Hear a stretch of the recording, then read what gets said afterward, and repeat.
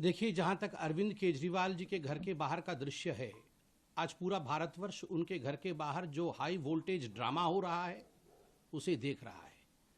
अगर मुझे एक वाक्य में कहना पड़े अरविंद केजरीवाल के घर के बाहर क्या हो रहा है तो मैं कहूंगा it is celebration of corruption. जश्न भ्रष्टाचार बनाने की कोशिश आम आदमी पार्टी के नेता और आम आदमी पार्टी के कुछ मंत्री कर रहे हैं। ये कोई पहला केस नहीं है। बोए पेड़ बबूल का तो आम कहां से खाए, करे घोटाला शराब का तो आराम कहां से पाए। ये शराब के घोटाले का विषय है और कौन सी कोर्ट तक शराब का घोटाला नहीं पहुंचा है। कौन सी ऐसी एजेंसी है जिस एजेंसी ने इस घोटाले की जांच नहीं की है, और कौन सा ऐसा दिल्ली वासी है, कौन सा ऐसा हिंदुस्तानी है जो इस विषय के तथ्य से, इस विषय के फैक्ट्स से अनभिज्ञ है।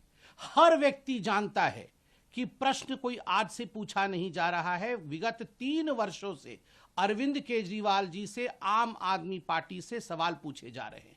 सवाल नंबर 1, अगर आपकी एक्साइज पॉलिसी इतनी अच्छी थी जैसा कि आप बता रहे थे तो आपने एक्साइज पॉलिसी को क्यों रद्द किया, क्यों उसे रद्द किया गया, इसका जवाब आज तक नहीं मिला। आपने कार्टेलाइजेशन शराब के पूरे तंत्र में कैसे आप लेके आ सकते थे।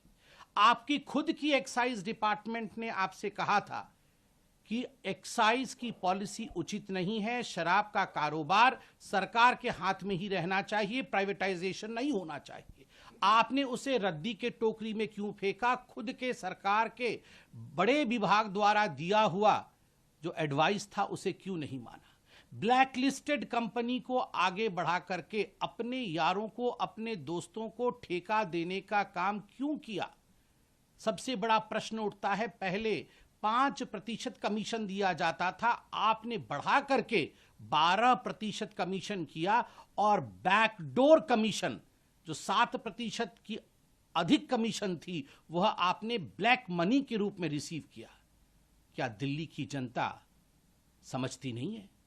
क्या हिंदुस्तान की जनता इन बारीकियों को जानती नहीं है? विजय नायर कौन था? आज रिकॉर्डेड स्टेटमेंट है, स्टेटमेंट्स हैं ईडी के पास, सीबीआई के पास, उन तमाम जांच एजेंसियों के पास जिन लोगों ने कई करोड़ रुपए किकबैक के रूप में रिसीव किया, और रिसीव करके इसको कहां कहां ठिकाने लगाया, किस बैग में इन्हें लेके गया। ये सारे विषय आज पब्लिक डोमेन में है। इन सारे विषयों की जांच हुई है। 14 महीने से मनीष सिसोदिया इसी विषय में जेल की सलाखों के पीछे हैं। कोई ऐसा कोर्ट हिंदुस्तान में बाकी नहीं है जहां आम आदमी पार्टी और अरविंद केजरीवाल जी ने जाके झूठ का पुलिंदा फैलाने की कोशिश नहीं की हो।